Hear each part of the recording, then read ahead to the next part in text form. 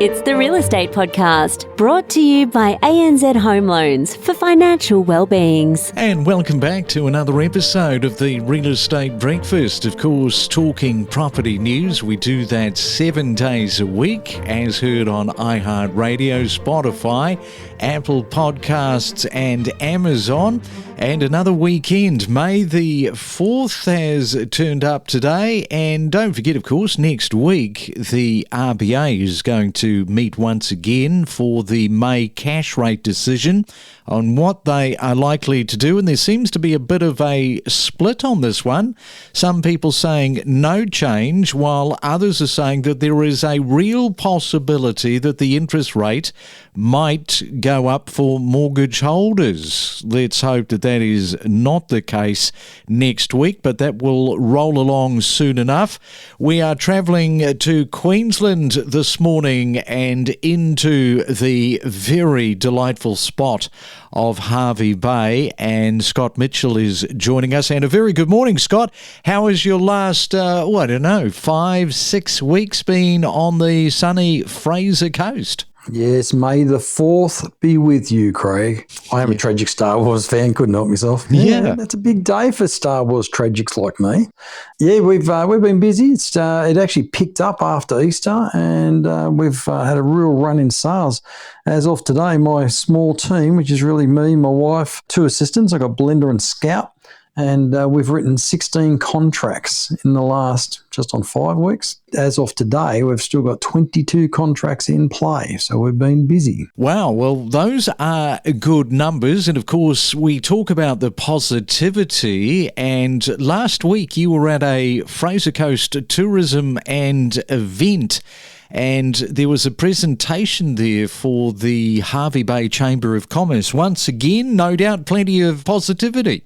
Yeah, my word, we've always supported the Chamber of Commerce. I think it's an important thing to be directly involved with your local business community, and it was a great turn up. We did it at they call it the Clubhouse, which is at the Hervey Bay Golf House or Golf Club. There was well over 100 business owners there, and the main speaker was Martin Simmons, just putting an emphasis on the value of tourism to Hervey Bay. It is one of our largest economic drivers, I would say. There's been some really positive promotion outside of our region to bring people in. They showcase some fantastic results, so things are looking good.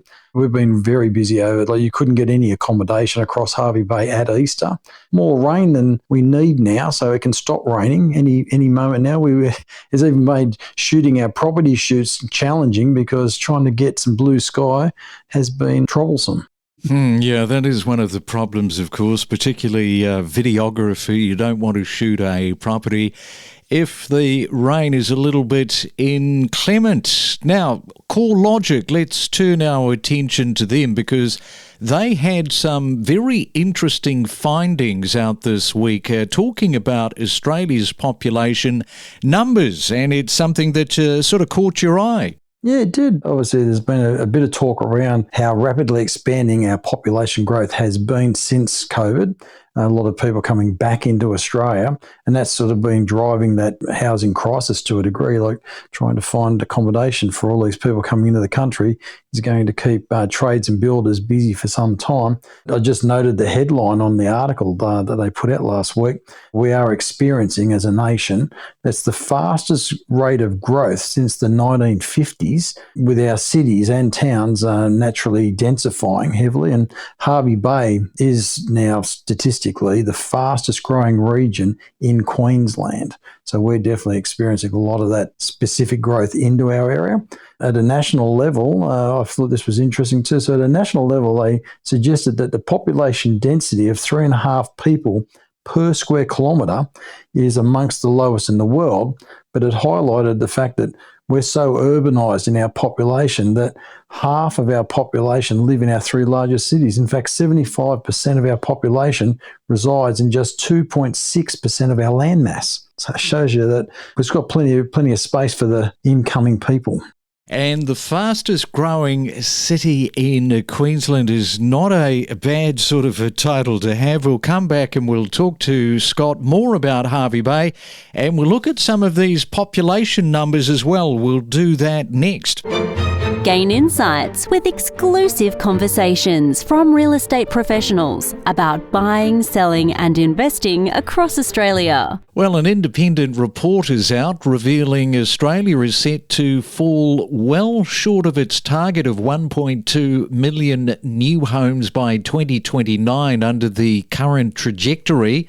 Currently, there are 170,000 people on public housing wait lists and 122,000 experiencing homelessness, which we have covered this week.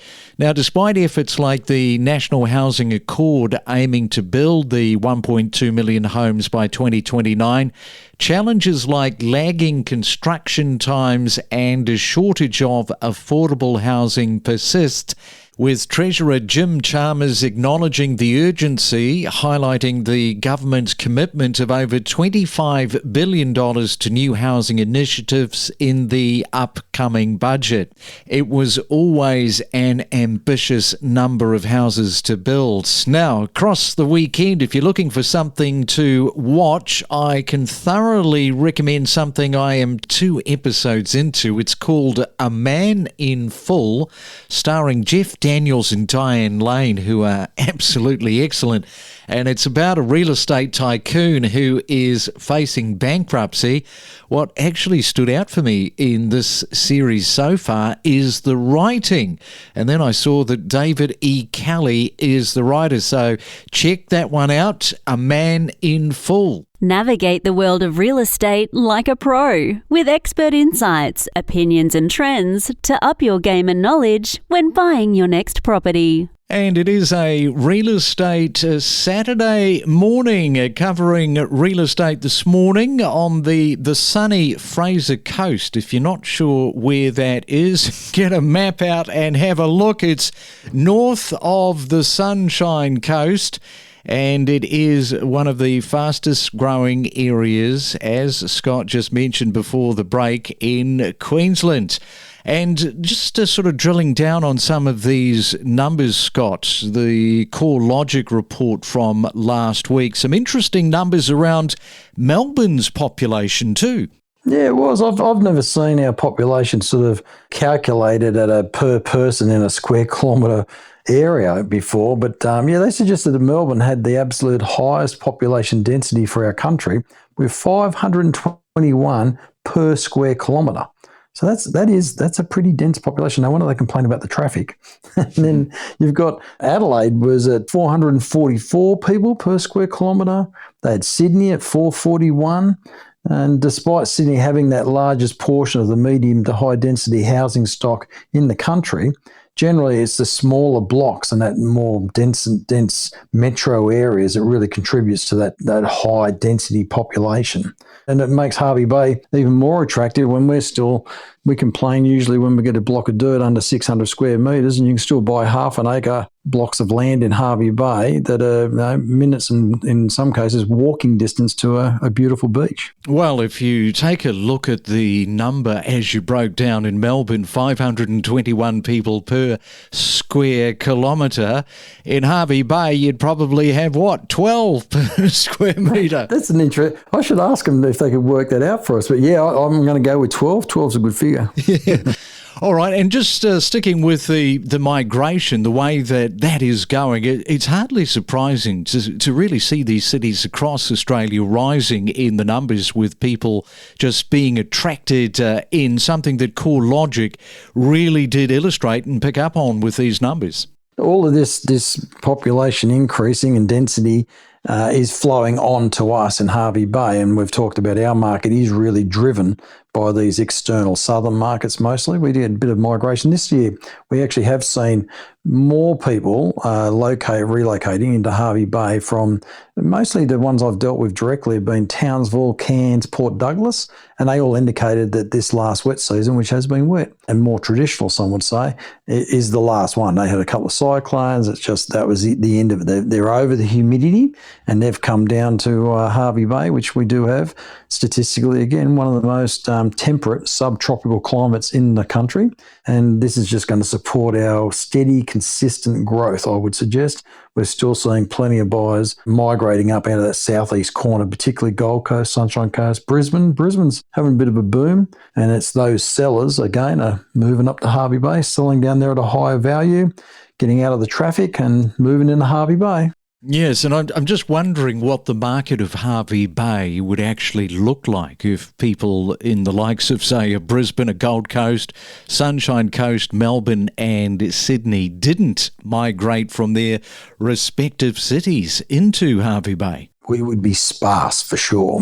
Probably more like it was when I arrived here 18 years ago. I moved into Hervey Bay in 2006, and our population, it was almost half back then. So we were sitting around the 50,000 people for the postcode 4655, and now we're just over 100,000. So that's pretty solid growth. We are driven completely by those southern markets, no question. And one of the things we've spoken about in previous podcasts from Hervey Bay is the Great Sandy Marine Park, and you've got a little bit of an update around this. Yeah, my word. So I really only do sell houses to fund my fishing habit. So fishing is my passion, and I've been directly involved in campaigning to have our Great Sandy Marine Park reviewed. So we've finally had those changes adopted, and the new Great Sandy Marine Park zoning plan will come into effect on the 21st of this month, so the 21st of May. And the biggest noteworthy change in that is there'll be no large mesh gill netting in our yellow conservation park zones, which are extensive throughout the Great Sandy Marine Park. So everywhere we've seen large gill nets removed from our inshore waters, the fish stocks have improved, and the recreational fishing opportunities around that have also benefited. That flows on throughout the entire community. Recreational fishermen contribute significantly to our local economy, both economically and socially. Even our tourism organisers have agreed and confirmed that recreational fishing value at a tourism level is worth in excess of $30 million a year to the local economy, and it does filter out throughout the entire business community. It should make significant improvements in our local fish stocks in years to come, and that'll benefit the entire community. All right. Well, we'll leave it there on that very positive note around fishing. And Scott, of course, you can find in Hervey Bay. Hey, enjoy your weekend, Scott, and look forward to chatting in a few weeks' time. Yeah, we'll do, Craig. I'll actually looking forward to slipping out for a fish, I reckon. Listen to in-depth discussions with industry leaders on investing options, understanding different suburbs with insider perspectives and exclusive tips. Where people are able to keep servicing home loans, and it's possible that a lot of the people taking out debt at the moment to buy aren't having to take out as much. So downsizers or people who are selling an asset to buy something else is making up a little more of the owner-occupier buyer pool. And I remember 2 years ago, we were talking about this high contrast between different markets. Your report is telling us that there is still this multi-speed factor that is in play. That's right. And the biggest factors that we see determining the kind of rate of growth that you're getting across the market depends on value. So like I say, relatively cheap markets like Perth and Adelaide are seeing the strongest growth at the moment. And it's also to do with stock levels. We connect you to the best real estate information across Australia. The Real Estate Podcast.